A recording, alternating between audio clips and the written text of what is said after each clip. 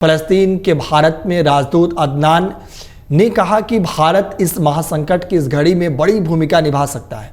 अदनान ने कहा कि पीएम मोदी का इजराइल और फ़लस्तीन दोनों ही सम्मान करते हैं। मैं पीएम मोदी से अनुरोध करता हूं कि वह कुछ करे। फ़लस्तीन राजदूत ने पीएम मोदी से यह गुहार ऐसे समय पर लगाई है जब इजराइल ने हमास के हमले के बाद उत्तरी गाजा के 11 लाख लोगों को दक्षिण की ओर जाने के लिए कह दिया है। इससे पहले पीएम मोदी ने हमास के हमले को आतंकी घटना करार दिया है। हमास और इजराइल के बीच इस जंग में अब तक 3200 लोग मारे गए हैं। इसमें इजराइल के कम से कम 1300 और फ़लस्तीन के 1900 लोग शामिल हैं। इजराइल के मृतकों में 258 सैनिक शामिल हैं। इजराइल के प्रधानमंत्री बेंजामिन नेतन्याहू ने ऐलान किया कि अभी ये बस शुरुआत है और हमारे दुश्मनों ने कीमत चुकानी शुरू की है। इजराइल ने अपने 3 लाख सैनिकों को गाजा की सीमा के पास तैनात कर दिया है और कभी भी ज़मीनी हमला शुरू कर सकता है। इस बीच पूरी दुनिया में इस हिंसा को लेकर समर्थन और विरोध में प्रदर्शन हो रहे हैं। इससे पहले पीएम मोदी ने ट्वीट करके हमास के हमलों को आतंकी घटना बताकर साफ कर दिया था कि फ़लस्तीन के साथ भारत की दोस्ती ज़रूर है, लेकिन किसी भी आतंकवादी घटना को बर्दाश्त नहीं किया जा सकता। हालांकि भारत अभी भी इजराइल और फ़लस्तीन 2 देश बनाए जाने के प्रस्ताव पर अभी भी कायम है।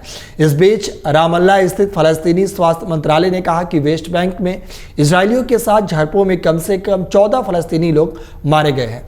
फ़लस्तीनी सुरक्षा सूत्रों ने शुक्रवार को मीडिया रिपोर्ट्स के हवाले से बताया कि फ़लस्तीनी इस्लामी प्रतिरोध आंदोलन और इजराइल के बीच हिंसा के नए दौर के 7वें दिन नाब्लस, तुर्कमान और हेब्रोन और अन्य वेस्ट बैंक शहरों में झड़पें हुई है। वहीं मंत्रालय ने कहा कि तुलकर्म शहर में कम से कम 5 फ़लस्तीनी मारे गए हैं। समाचार रिपोर्ट्स के अनुसार इजरायली मीडिया ने कहा कि पुलिस अधिकारियों ने तुलकर्म पास वेस्ट बैंक सुरक्षा अवरोध को तोड़ने के लिए एक प्रयास में 4 फ़लस्तीनियों को गोली मारकर हत्या कर दी। इस बीच गाजा पट्टी में फ़लस्तीनियों के साथ एकजुटता दिखाने और गाजा में चल रहे इजरायली सैन्य अभियानों की निंदा करने के लिए वेस्ट बैंक के शहरों में बड़ी संख्या में लोग सड़कों पर उतर गए हैं। वहीं इजराइल हमास संघर्ष के बीच शनिवार देर रात 274 इजराइल भारतीय नागरिकों को लेकर विशेष उड़ान नई दिल्ली के लिए रवाना हुई। इजराइल से भारतीयों की निकासी के लिए शुरू किए गए ऑपरेशन अजय के तहत ये 4थी उड़ान है।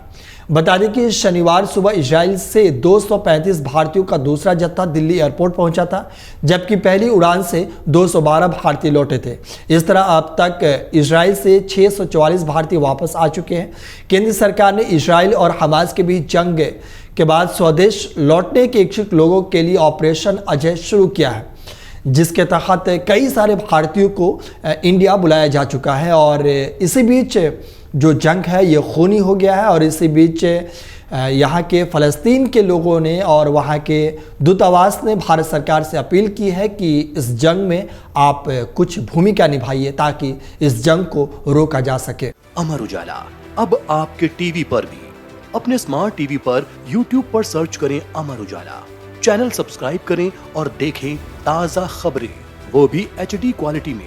और हाँ, बेल आइकन दबाना ना भूलें ताकि हर खबर हो आपके घर। अमर उजाला, निष्पक्ष, निर्भीक, निरंतर।